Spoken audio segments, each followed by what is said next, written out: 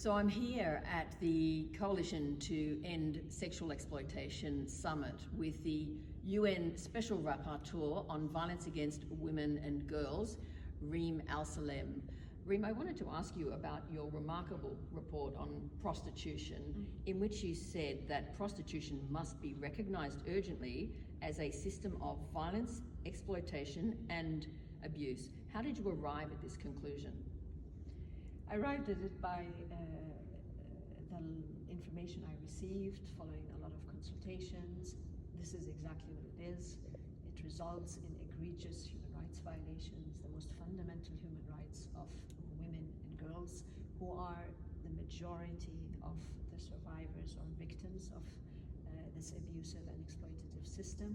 And it is also very much based on a sexist, discriminatory and violent approach to women and girls based on their sex and based on gender. And we don't really think of it like this because, of course, prostituted women and girls are isolated. They're not really visible in society. And there's a tendency to try to push this as a, just work or something that women do voluntarily. And you also realize that it's a system that takes advantage and capitalizes on the suffering of women and girls that come already from very difficult backgrounds. They already suffer structural discrimination, either because they belong to minority groups or because of their race, their skin color, their religion. They're already marginalized. Many of them have very difficult childhoods, come from difficult backgrounds, poverty, or countries that are in conflict, or poorer countries, and this system takes advantage of these realities. So it's not a coincidence, actually. It's deliberate. It's very deliberate. Yeah. You said yesterday at the summit here in Washington, D.C. that before you worked on this report, you were relatively neutral about the issue. You didn't really have a position. Yes. What was it that really shifted for you? Was there something that particularly stood out for you as you were working on this report that really shifted your thinking? So look, as to why I selected this topic, I try as a mandate holder to address contemporary and also emerging issues, meaning that issues that present very complex human rights aspects and where I feel I could contribute to the conversation by doing a more comprehensive analysis, using my expertise. And I'm in reasonably good touch with feminist organizations, women human rights defenders around the world. And I was hearing from them that right now there's a lot of thinking about what is the best way to deal with prostitution, not just at an individual level or societal level, but also as a policy by states. Because states have different approaches, they have different models, and there's a lot of discussion about how do they work, do they not work. And so it was actually suggestions from women organizations that it would be very, very good to have a comprehensive analysis from a human rights perspective, because we don't have that yet. We've never had that kind of report, including by the UN. So it was a response, therefore, to what the masses identified as a need. You spoke to survivors as well. How did their stories impact you? So look, I mean, I've in the past obviously come across women in prostitution, but what was different about this report is obviously that I deliberately engaged them in the consultations. So we organized consultations with just survivors. I also read a lot of testimonies that came from individual survivors who wanted to absolutely share their experience.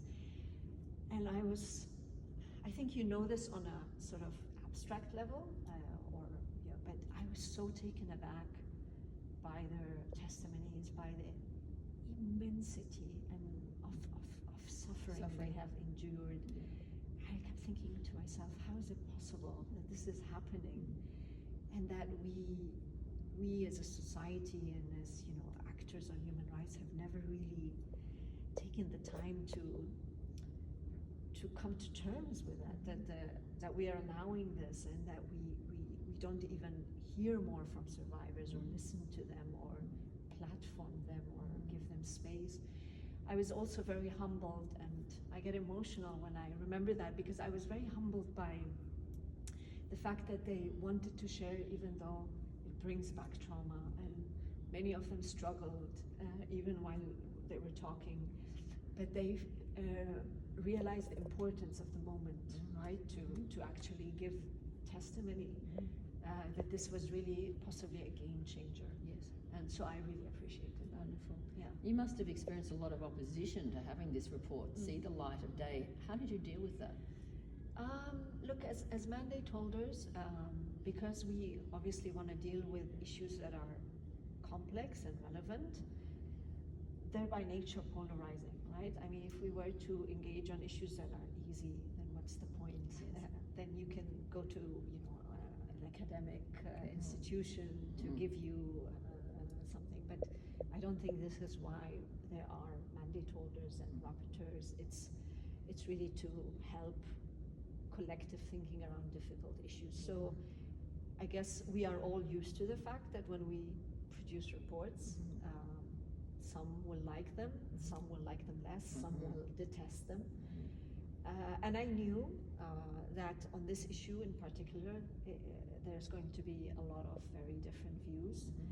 All I can promise, and I have a clear conscience about, is that I've approached this with a lot of dedication and impartiality and independence, and I have really tried to hear from all sides and different stakeholders, and have even had them in the same room so that they can listen to each other,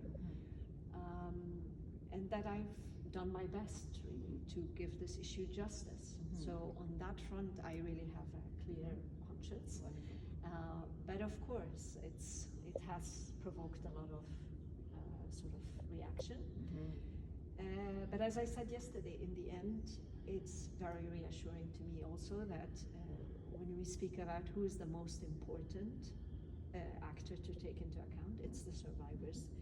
And if they are happy with this report and they feel it's done justice to them, then I'm happy. That's all that counts. Yes. Obviously, Collective Shout contributed to your report, and we were delighted that you'd been able to include us in the citations. Yes. How was it helpful to you to hear from civil society organisations like ourselves in your formulation of this report? Look, very useful, and really thank you very much to you and to the many others that have provided input. I must say the input across the board was excellent. You can see that people have made a real effort and have sent very solid submissions. By the way, I've published almost all of them. They're on the website, so that others can continue to mine the information, because there's a lot there that I couldn't really elaborate on because we have a certain word limit to our reports. But I think it can still inform a lot of future pieces, not just by the mandate, but also by others. And you've enriched the perspective that I gained, particularly I would say, on girls. The whole part on, technology facilitated violence, I think, and the impact on society, the impact on girls, hypersexualization, I think that was super important that it came out. So thank you for that. Our pleasure. Thank you so much for your efforts, and it's just given us a great boost and encouragement in our work. So thank you to you on behalf of all of our supporters. Thank you. Thank you so much. much. Yeah.